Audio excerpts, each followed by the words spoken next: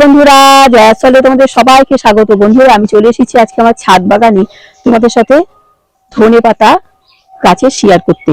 আমি কিছুদিন আগে এই ধনেপাতার বীজগুলো আমি বসিয়েছিলাম। তো কিভাবে বসিয়েছিলাম, তো এই ফেলে দেওয়া জিনিস থার্মোকলের বক্সের ভিতরে, সেটা তোমাদের সাথে শেয়ার করব। তাহলে চলো বেশি দেরি না করে ভিডিওটা শুরু করি। বন্ধুরা, এই সেই আমার থার্মোকলের বক্সটা। দেখো, এর ভিতরে আমি ধনেপাতা করেছি। কিভাবে করেছি সেটা তোমাদের সাথে আমি দেখাচ্ছি। আমি এই গাছটা অবশ্য আমার এই ধনেপাতার গাছগুলোর বয়স 25 দিন মতন হয়েছে। তো আমি আগে তোমাদের সাথে বিভিন্ন পদ্ধতিতে আমি ধনেপাতা চাষ করা আমি দেখেছি, প্লাস্টিকের চুবড়িতে, টিভির বক্সের ভিতরে এবং ম্যাচলার ভিতরে কিভাবে কিভাবে আমি ধনেপাতা চাষ করেছি সেটা তোমাদের সাথে শেয়ার করেছি। আজকে এটা আমি থার্মোকলের বক্সের ভিতরে আমি কিভাবে ধনেপাতাগুলো করেছি সেটা তোমাদের সাথে আমি শেয়ার করছি। প্রথমে আমি মাটিটার কথা বলি। মাটিটা সামান্য সর্ষের খোল আর গোবর সার দিয়ে আর মাটি আর কি দিয়ে আমি মাটিটা রেডি করে রেখেছিলাম। আমার সাধারণত মাটি রেডি করা থাকে, দেখো সমস্ত বস্তা টস্তার ভিতরে মাটি রেডি করা থাকে। তো মাটিটা রেডি করার পরে আমি 1 আঙুল খালি রেখে মাটিটা দিয়ে ভর্তি করে দিয়েছিলাম। তারপরে বাজার থেকে কিছু ধনের বীজ আর কি নিয়ে এসে আমি সেটাকে ঘষে দুটো করেছি আর কি, খুব ঘষে না, একটু হালকা চাপ দিয়ে আমি দানাটা দুটো করে নিয়েছি। যদি আমি আস্ত ধনেটা বসিয়ে দিই তাহলে কিন্তু একটাই গাছ হবে, আর যদি দুটো মধ্যখান থেকে যদি ভেঙে দুটো করে নিই তাহলে কিন্তু আবার দুটো গাছ হবে। তো যাই হোক, আমি প্রথমে ধনের বীজগুলো আমি জলের ভিতরে ভিজিয়ে দিয়েছিলাম, 2 দিন ভিজিয়ে রেখেছিলাম। তারপরে জল থেকে তুলে একটা ছাঁকুনিতে ছেঁকে আমি একটা প্লাস্টিকের বাটির ভিতরে হাফ গোবর সার দিয়ে তার ভিতরে ধনের বীজগুলো আর কি জল থেকে তুলে ছেঁকে ওর ভিতরে দিয়ে দিয়েছিলাম। দিয়ে কিছু গোবর সার আমি ওটাকে আর কি চেপে চেপে চেপে না এমনি আমি আর কি ভর্তি করে দিয়েছিলাম। দিয়ে তারপরে আমি ওটা একটা আমার গোবর সারের একটা বস্তা ছিল, সেই বস্তার ভিতরে আমি রেখে দিয়েছিলাম। তারপরে আমি 5-6 দিন পরে ফিরে এসে তখন দেখি সুন্দর কল হয়েছে। সেই কলগুলো সুন্দর সুন্দর কল হওয়াতে আমি এই বক্সটার ভিতরে তখন আমি ধনের বীজগুলো ছড়িয়ে দিয়েছিলাম। দেখো, তাতেই দেখো কত সুন্দর ধনেপাতা ভর্তি হয়ে গেছে। আমি বলবো না, দেখো অজস্র অজস্র ধনেপাতা ভরে গেছে। কিন্তু আমাদের ছাদ বাগানে কিন্তু 12 মাসই ধনেপাতা হবে, সেটাকে আমরা আর কি ধাপে ধাপে বসাতে হবে। এর আগেও আমি অনেক ধনেপাতা আমার হয়ে গেছে।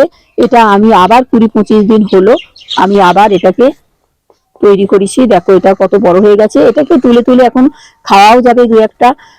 তারপরে তুলতে তুলতে আবার একটু যখন একটু খালি খালি হয়ে যাবে তখন যে ছোট ছোট গাছগুলো থাকবে সেগুলো আবার তাড়াতাড়ি বেড়ে যাবে। যাই হোক, ধনেপাতা করলে ধনেপাতা তুলতে হবে। তো যাই হোক, এবারে আমি ধনের বীজগুলো সুন্দরভাবে আস্তে আস্তে হালকা হাতে ছড়িয়ে দিয়েছিলাম। যেহেতু কল হয়ে গেছিল, বেশি চাপবো না, আস্তে আস্তে সুন্দরভাবে ছড়িয়ে দিয়ে হালকা করে মাটি ছড়িয়ে দিয়েছিলাম। দেওয়ার পরে একটা বস্তা চাপা দিয়ে দিচ্ছিলাম, প্লাস্টিকের বস্তাই হোক একটা কাপড়ই হোক, সুন্দরভাবে চাপা দিয়ে রেখেছিলাম। 2 দিন পরে কিন্তু আমি খুলে দিয়েছিলাম, কেননা ধনের বীজগুলো কিন্তু কল হয়ে গেছিল। মাটিতে দেওয়ার সাথে সাথে 2 দিনেই 2 পাতা 2 পাতা হয়ে গেছে। তখন আমি আরেকটু যখন বড় হলো, 3-4 2-3 আরেকটু যখন 1 গাঁটের মতন বড় হলো তখন আমি সামান্য একটু একটু গোবর সার মাঝে মাঝে মাঝে মাঝে এখানে একটু এখানে একটু এখানে একটু একটু ছড়িয়ে ছড়িয়ে ছড়িয়ে ছড়িয়ে দিয়ে দিয়েছিলাম। তাতে গাছগুলো দেখো কত সুন্দর হয়েছে, ঢল ঢল করছে। আর মাঝে মাঝে এখানে একটু সর্ষের খোল পচা জল সাইড দিয়ে দিয়ে হালকা করে একদম ফ্যানের মতন করে আমি দিয়ে দিয়েছি। তাতেই দেখো গাছগুলো এত সুন্দর ঢল ঢল করছে। আমি বলবো তোমাদের যদি এরকম খালি থার্মোকলের বক্স থাকে এতে সুন্দর কিন্তু গাছপালা হয়। বিভিন্ন ধরনের গাছ এই থার্মোকলের বক্সের ভিতরে হয়। ফুল গাছ, যে কোনো ফুল গাছ বসালেও হবে। আর ধনেপাতা, পালং শাক, লাল শাক, সমস্ত সমস্ত আমি চুবড়ির ভিতরেও আমি কত লাল শাক দেখিয়েছি তোমাদের, পালং শাক দেখিয়েছি। সেই পালং শাকের ভিডিওতে আমি পরে আবার আসবো। যে পালং শাক বীজগুলো আমি বসিয়েছিলাম কত বড় বড় হয়েছে সেটা পরে আমি আসবো। তো এখন আমি তোমাদের দেখালাম ধনে পাতা গাছ, এই থার্মোকল বক্সটা ফেলে দেওয়া জিনিস। এর ভিতরে আমি কিভাবে করেছি দেখো।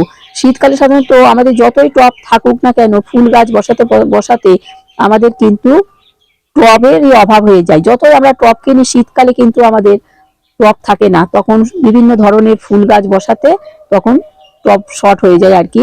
তখন আমরা বিভিন্ন এই যে ধনে পাতা টাতা গুলো, এইগুলো আমরা যদি এইরকম বক্সের ভিতরে করে রাখি, এই যে একটা লম্বা কত বড় বক্স, এর ভিতরে অনেক ধনে পাতা হয়েছে, আরো ম্যাচলা ট্যাচলার ভিতরে, চুবড়ির ভিতরে।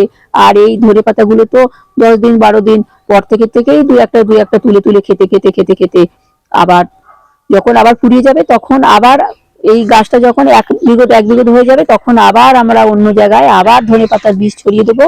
তখন আবার এই যেগুলো এগুলো ফুরিয়ে যাবে, এটাকে আমি তখন আবার মাটিটা আবার রেডি করে আবার আমি ধনে পাতার বীজ ছড়িয়ে দেবো। ওইদিকে যেটা পরে বসাবো সেটা আবার আমি তুলে খেয়ে নেব। এরকম করে করে আমরা 4-5 জায়গায় যদি এরকম ধাপে ধাপে ধাপে ধাপে যদি আমরা ধনের বীজগুলো বসাই, আমাদের ছাদ বাগানে কিন্তু 12 মাস ধনে পাতা হবে। এখন ধনে পাতা 12 মাসই আমাদের ছাদ বাগানে হয়, তবে গরমের বীজটা আলাদা আর শীতকালের বীজটা আলাদা। গরমে পাঞ্জাবের যে ধনের বীজগুলো পাওয়া যায়, সেগুলো গাছগুলো একটু বড় বড় হয়, তো সেই গাছগুলো আমরা আবার দোকান থেকে কালেক্ট করব, করে তখন আবার বসাবো। এখন তো শীতের বীজ আমরা সব বসাচ্ছি, দেখো কত সুন্দর ঢলঢল করছে। আমি বলবো তোমরাও ছাদ বাগানে এইভাবে ধাপে ধাপে গাছগুলো বসাও, দেখবে সুন্দর সুন্দর ধনে পাতা 12 মাস আমাদের ছাদ বাগানে হবে।